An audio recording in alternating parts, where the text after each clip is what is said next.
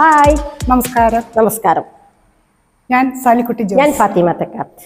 ഞങ്ങളിപ്പോൾ നിൽക്കുന്നത് കോട്ടയം നഗരത്തിലാകുന്നു. ദിവസവും 10,000-കണക്കിന് ജനങ്ങൾ വന്നു പോകുന്ന വളരെ തിരക്കേറിയ ഒരു പട്ടണമാണ് ഈ കോട്ടയം. പ്രൈവറ്റ് ബസ് സ്റ്റാൻഡ് എന്ന് പേര് മാത്രമേ ഉള്ളൂ കേട്ടോ. നിൽക്കാനും സ്ഥലമില്ല, ഇരിക്കാനും സ്ഥലമില്ല. വെയിൽ വന്നാൽ മുഴുവൻ, മഴ വന്നാൽ അതും മുഴുവൻ. അങ്ങനെ തുറന്നു കിടക്കുന്ന ഒരു സ്ഥലം, അത്രേ പറയാൻ പറ്റൂ. ഞങ്ങൾ ഇത് പറയാനൊന്നും വന്നതല്ല കേട്ടോ. ഞങ്ങൾ സാധാരണക്കാരായ സ്ത്രീകൾ ഈ കോട്ടയം പട്ടണത്തിൽ വന്നു പെട്ടാൽ അനുഭവിക്കുന്ന ഒരു ചെറിയ ബുദ്ധിമുട്ടിനെ കുറിച്ച് പറയാനാ ഞങ്ങളിപ്പോ വന്നിരിക്കുന്നത്. ചെറിയ ബുദ്ധിമുട്ടോ? ഇതെല്ലാം വലിയ ബുദ്ധിമുട്ട്. ഈ ബസ് സ്റ്റാൻഡിന് അടുത്ത് തന്നെ, അകത്ത് തന്നെ റോട്ടറി ക്ലബ്ബ് ജനങ്ങൾക്ക് വേണ്ടി പണിത് കൊടുത്ത ഒരു ശൗചാലയമാണിത്. നഗരസഭ മാസങ്ങളായിട്ടത് പൂട്ടിയിട്ടിരിക്കുകയാണ്. ഞാൻ പലരോടും ചോദിച്ചു, പ്രത്യേകിച്ച് അതിനകം അടുത്തുള്ള ആ ലോട്ടറി കച്ചവടക്കാരനും ചായക്കടക്കാരും, അവരോട് ഞാൻ ചോദിച്ചു, ഇതൊക്കെ തുറക്കാറില്ലയോ? ഇവിടെ നമ്മൾക്ക് സ്ത്രീകൾക്കൊന്ന് പാസ് ചെയ്യണമെങ്കിൽ എന്താ ചെയ്യുക, ഒരു അത്യാവശ്യം വന്നാൽ?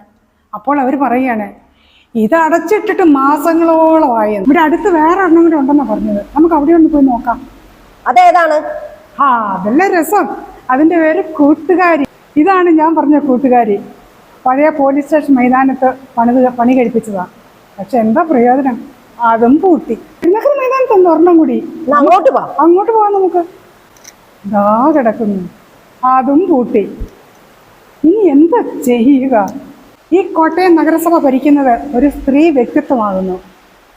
അവർക്ക് മനസ്സിലാകില്ലേ സാധാരണ ഒരു സ്ത്രീയുടെ പ്രാഥമിക ആവശ്യങ്ങൾ? ദൂരയാത്ര കഴിഞ്ഞ് വരുമ്പോഴും ഈ ചന്തയിൽ വരുന്നവർക്ക് പോലും ഒന്ന് പാസ് ചെയ്യുവാനുള്ള ബുദ്ധിമുട്ട്. ലക്ഷങ്ങൾക്ക് മുടക്കി ഇത് മുഴുവൻ വേസ്റ്റ്.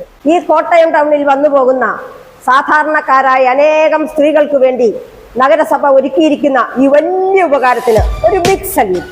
ഈ താങ്കളുടെ അഭ്യർത്ഥിച്ചിരിക്കട്ടെ, എൻ്റെ ബിഗ് സല്യൂട്ട്.